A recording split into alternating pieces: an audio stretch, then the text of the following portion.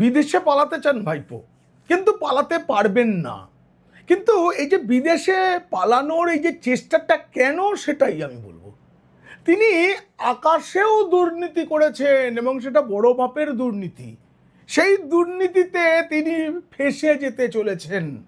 তারই তো দল না, তার দল তো আর বলা যাবে না, তাকে তো আসল তৃণমূলের দাবিদাররা অপসারিত করেছে।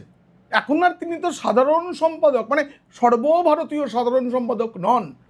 অভিষেক বন্দ্যোপাধ্যায় এমন ফাঁসা ফেসেছেন যে তিনি 7 দিনের জন্য ডাক্তার দেখাতে বিদেশ যেতে চেয়েছিলেন, কিন্তু আদালত বলছে না, তার জন্য দ্রুত শুনানি করতে হবে, এসব করা যাবে না।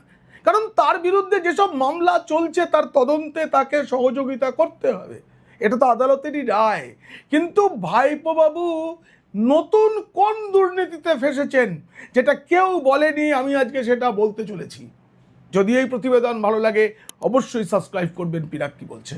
এখন জানুন ভাইপো বাবুর বিপুল পরিমাণ কোটি কোটি টাকার আকাশ দুর্নীতির তথ্য, আর সেটা জানতে দেখুন ও শুনুন পিনাক্কি বলছে। 4 বছরে, মাত্র 4টে বছর, খালি আকাশপথে ঘুরতে 150 কোটি টাকা খরচ হয়েছে।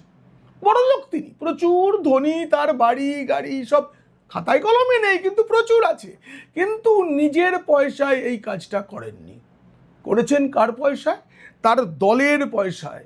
এমনকি দলের ট্রেজারারও জানতেন না যে ভাইপো বাবু দলের অ্যাকাউন্ট থেকে, 4টে অ্যাকাউন্ট আছে তৃণমূলের, সব ফ্রিজ হয়ে গেছে, সেই 4টে অ্যাকাউন্ট থেকে টাকা তুলে সেটা দিয়ে তিনি বিমানে করে ঘুরে বেরিয়েছেন। নির্বাচন কমিশনকে একটা অডিট রিপোর্ট জমা দিতে হয়, সেই অডিট রিপোর্টে সব সত্যি বলা হয় কিনা আমি জানি না। তো গত 4 বছরের অডিট রিপোর্টে যেটা দেখা যাচ্ছে, তাতে তৃণমূল নেতাদেরই চক্ষু চড়ক গাছ। এতদিন কেউ দেখেননি, একটা প্রাইভেট লিমিটেড কোম্পানি, তো তৃণমূল তো একটা পেশা, সেই পেশার যারা মূল মালিক, সেই মালিকদের একজন হচ্ছেন অভিষেক বন্দ্যোপাধ্যায়। তিনি কোথায় যাচ্ছেন, কি করছেন, তার কি হিসেব কেউ রাখে? বলুন না। আম্বানি, আদানি, এসব যে কোম্পানি আছে তাদের কোষাধ্যক্ষরা কি প্রশ্ন তোলেন, আপনি এতবার কেন বিদেশে উঠেছেন, কেন এতবার ফ্লাইটে চেপেছেন? এত প্রশ্ন তোলেন, এতদিন তোলা হয়নি। প্রাইভেট জেটে ঘুরে বেড়ান তো বড় শিল্পপতিরা। আবার এই যে তৃণমূল নামক পেশাপতি অভিষেক বন্দ্যোপাধ্যায়ও প্রাইভেট বিমানে ঘুরে বেড়ান, তার ভাড়া কে দেয়? দল। তিনি তো সর্বভারতীয় সাধারণ সম্পাদক না।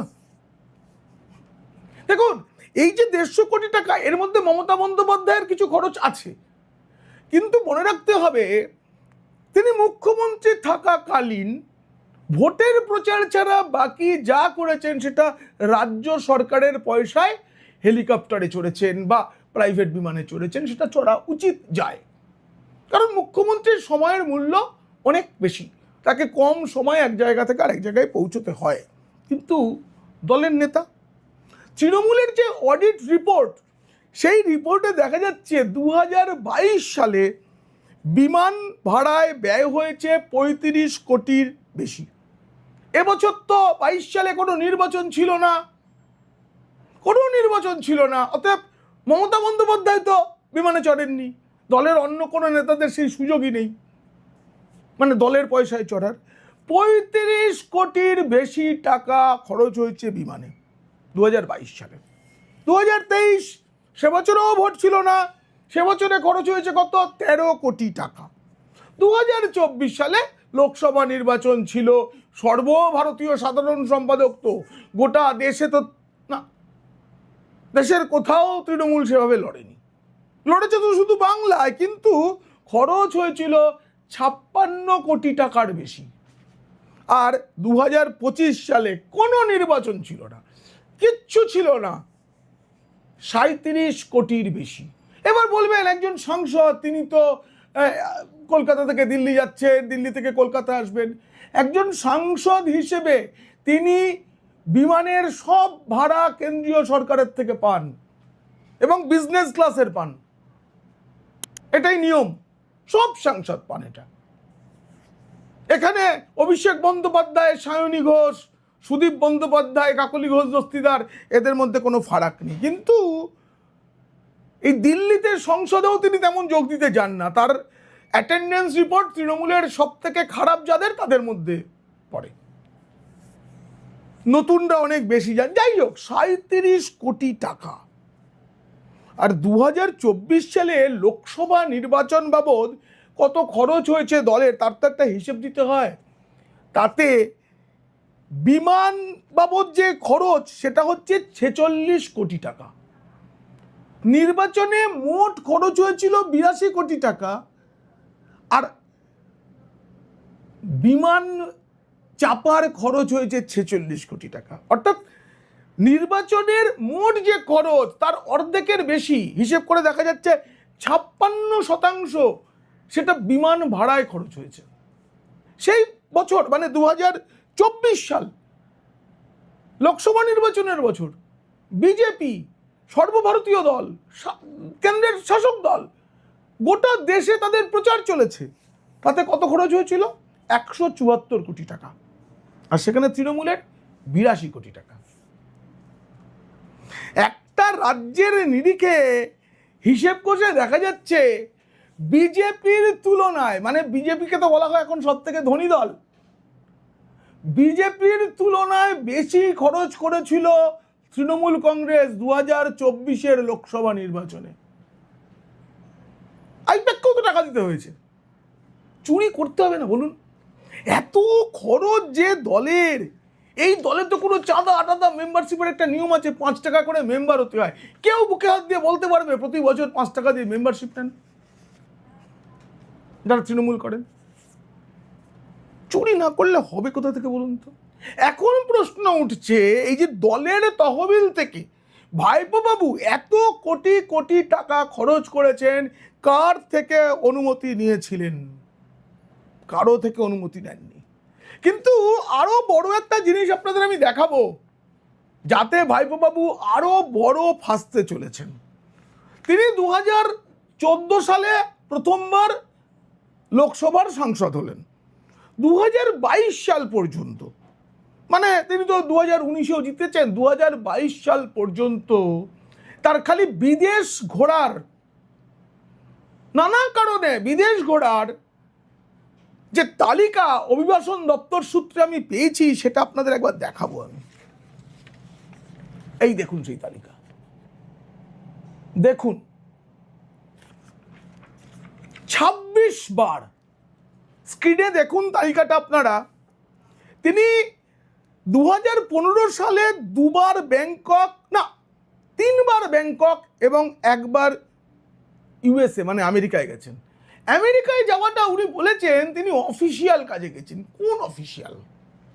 ওনার তো ওখানে কোনো ব্যবসা আছে বলে শোনা যায় না। আর বাকি 3টে ছুটি কাটাতে, মূলত শ্বশুর বাড়ি, কারণ থাইল্যান্ডে ওনার শ্বশুর বাড়ি, তাহলে শ্বশুর বাড়ি গেছেন ধরে নেওয়া যাক। 2016 সালে তিনি 1বার ব্যাংককে গেছেন ছুটি কাটাতে, 1বার সিঙ্গাপুরে গেছেন চিকিৎসার জন্য। বলতো সিঙ্গাপুরে কি চিকিৎসার জন্য যায়? লন্ডন, নিউ ইয়র্ক এসব যায়, অনেকে যায়, তাদেরকে সেখানে নাকি ভালো চিকিৎসা হয়। সিঙ্গাপুরে এরপরে 2017 সালে উড়ে বাবারি 4বার বিদেশে গেছেন। 2বার একই সাথে সিঙ্গাপুর ব্যাংকক, 1বার লন্ডন, আবার 1বার ব্যাংকক। 2018 সিঙ্গাপুর গেছেন, লন্ডন গেছেন, সিঙ্গাপুর গেছেন, লন্ডন গেছেন। 2019 তিনি দুবাই গেছেন, সিঙ্গাপুর গেছেন, আবার দুবাই গেছেন পুজোর সময়ে ছুটি কাটাতে, আবার ডিসেম্বরেও ছুটি কাটাতে দুবাই গেছেন। বাপরে বাপ।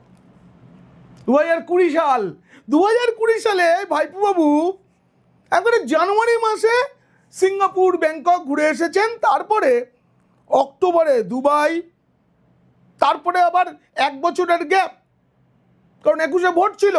তিনি 21-এর অক্টোবরে মালদ্বীপে ছুটি কাটাতে গেছেন, মালদ্বীপ।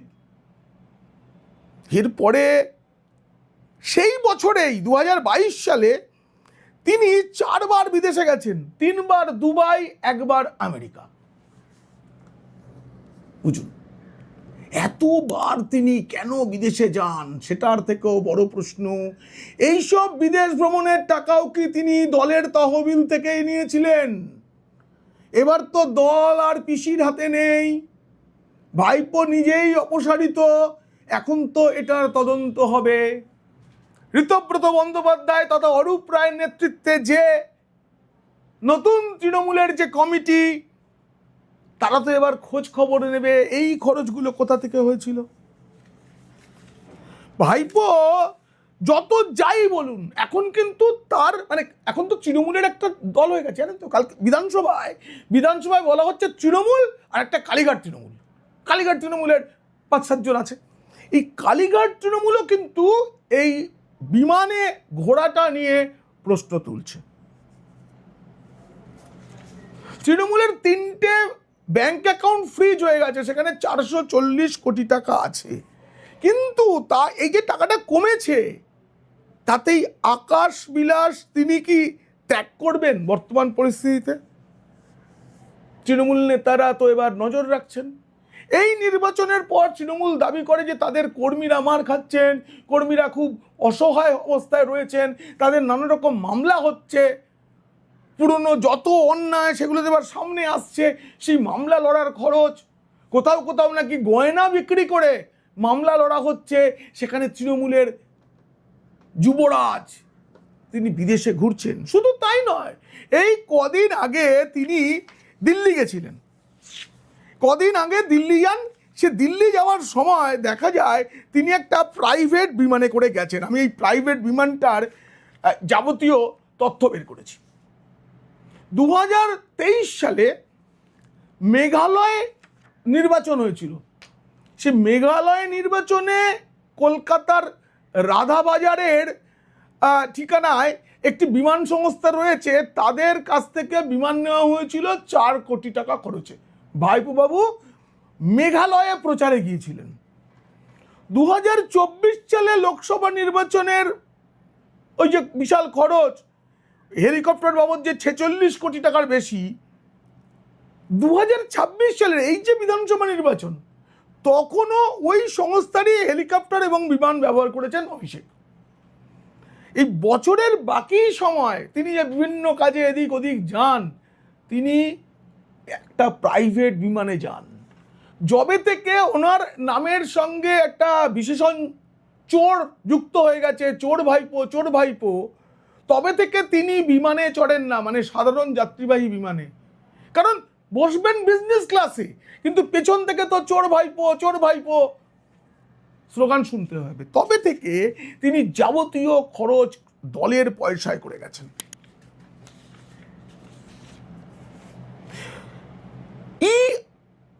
যে 135 BJ লিগাসি 600, এটা হচ্ছে ওই বিমানটার মডেল নাম্বার। একবার বলি, আপনারা বুঝবেন না, আমিও কিন্তু বুঝি না, মাফ করবেন, আপনারা বুঝবেন না বলেছি মানে আমার মতো কিন্তু ছাপোসা আমার দর্শকরা, একটা বিমানের এত কিছু আমিও বুঝি না। যে 135 BJ লিগাসি 600 মডেল, মানে ভালো এইটুকু বুঝেছি। এটার ভিআইপি কনফিগারেশন আছে।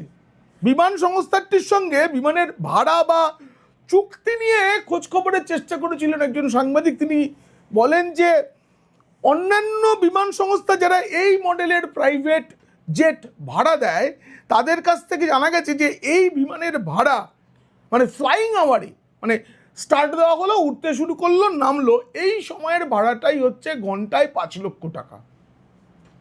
মানে বিমানের ইঞ্জিন চালু হওয়া থেকে বন্ধ হওয়া পর্যন্ত তাকে বলা হয় ফ্লাইং আওয়ার। এর খরচ ঘন্টায় 5 লক্ষ টাকা। এছাড়াও বিমান কোথাও গেলাম আমি নিজস্ব বিমান নিয়ে, এইবার আমি কাজকর্ম মেটাবো, বিমানটা তো বিমানবন্দরে থাকবে, এই জন্য বিমানবন্দর এই থাকার একটা ভাড়া নেয়। যে বিমানবন্দর থেকে উঠছে সেখানে আগে থাকতে বিমানটা এসেছিল, তার জন্য ভাড়া দিতে হয় কতক্ষণ দাঁড়িয়েছে। সেখানে যদি বিমানের হ্যাঙ্গার না থাকে, তাহলে বিমান থাকার আলাদা খরচা, বাবা বিমানের যে মূল হ্যাঙ্গার যেখানে রয়েছে সেখানে নিয়ে যেতে হয়। এই যে যাতায়াত, তারও ওই ঘন্টায় 5 লক্ষ টাকা খরচ আছে, হ্যাঙ্গার ভাড়াও বিপুল। ফলে একবার দিল্লি যাতায়াত করতেই 60-70 লক্ষ টাকা খরচ হয়, যেখানে সর্বাধিক খুব দামি হলেও বিজনেস ক্লাসের টিকিটের মূল্য 30,000 টাকা, যাতায়াত 60,000 টাকা, আর সেখানে 60 লক্ষ টাকা খরচ করেছে। পরের পয়সা তো দলের পয়সা। মানে কুণাল ঘোষও বলছেন এখন যে এইসব বিমান বিলাস মানায় না। ঋতব্রতরা তো বলবেই, তারা তো এখন বিদ্রোহী। কুণাল ঘোষ এখনো পর্যন্ত মানে সামনে এসে বলছেন আমি দিদি একমাত্র বিধায়ক, বাকি যে কজন 2-4 জন হয়তো আছেন তারা পেছনে পেছনে আছেন, এবং যারা হেরে গেছেন চন্দ্রিমা ভট্টাচার্যের মতো তারাও কিন্তু তৃণমূল করছেন চুপি চুপি। একমাত্র কুণাল ঘোষ তিনি পরিষ্কার বলছেন যে এটা মেনে নেওয়া যায় না। দলের মানে উনি একদম বলেছেন যদি এরকম করে গিয়ে থাকেন তা দলের টাকায় হয় তাহলে তার সমর্থন করি না। আর এসব শুনে ভাইপোর কি উত্তর? ভাইপো বলেছেন যারা এসব বলছেন আমি কিসে আসছি কিসে যাচ্ছি কোথা থেকে নামছি, তারা যদি লিখিত দেন তাহলে আমি ইকোনমি ক্লাসে যাব। কে ভাই তুমি? হরিদাস পাল, দলের সাধারণ সম্পাদক হতে পারো, মানে প্রাক্তন, এখন তো প্রাক্তন, কিন্তু অনুমতি ছাড়া দলের ব্যাংক অ্যাকাউন্ট থেকে টাকা নিলাম করে ওড়ানো যায়? আমরা প্রত্যেকেই তো কোনো না কোনো সংগঠনের সঙ্গে যুক্ত আছি, পাড়ার ক্লাব হোক, দুর্গাপুজো হোক, কেউ করে কেউ পারে। যদি কেউ করে থাকে তাকে কি বলা হয়? চিটিংবাজ বলা হয়। যদি কেউ পুজো কমিটির টাকায় যদি নিজের বিলাসের জন্য খরচ করে তাকে চিটিংবাজ বলা হয়। কোনো দলের ব্যক্তিগত মানে ক্যারিশমা, আমার ওজন, এইসব দেখিয়ে কেউ যদি কোনো একটা সংগঠন রাজনৈতিক দলের টাকা নিজের মতো করে কাউকে না জানিয়ে খরচ করতে থাকেন তাকে কি বলা হবে বলুন তো? তাকেও তো চিটিংবাজি বলতে হবে। তৃণমূলের সবারই পয়সা আছে নেতাদের, কিন্তু এবারেও তো একটা 2.5 কোটির কাছাকাছি ভোট পেয়েছে তৃণমূল। তারা আর একজন চার্টার্ড ফ্লাইটে বিলাস করে বেড়াবেন, 4 বছরে 150 কোটি টাকার আমি হিসেব দিলাম। তিনি এতবার বিদেশ গেছেন, সেটাও কি দলের টাকা? এই প্রশ্নের ভয়ে ভাইপো আছেন, পালাতে চাইছেন, কিন্তু এবার ভাইপো পালাতে পারবেন না। কারণ আদালতের নজরদারি, ইডির নজরদারি, সিবিআইয়ের নজরদারি, সিআইডির নজরদারি, রাজ্য পুলিশের নজরদারি, সরকারের নজরদারি, এসব আমি বাদ দিলাম, কারণ এসবের পরেও তিনি বাইরে গেছেন। এবার সাধারণ মানুষের নজরদারি আছে। তার চেয়েও বড় কথা, তৃণমূল নজর রাখছে। আসল হোক কালীঘাট হোক, তৃণমূল নজর রাখছে ভাইপো কি করে। কারণ পিসির প্রতি সমবেদনা এখনো কারো কারো আছে, কিন্তু ভাইপোর প্রতি ঘৃণা ছাড়া আর কিচ্ছু নেই তৃণমূলের বিধায়ক, সাংসদ বা এখনো টিকে থাকা নেতা কর্মী সমর্থকদের মধ্যে।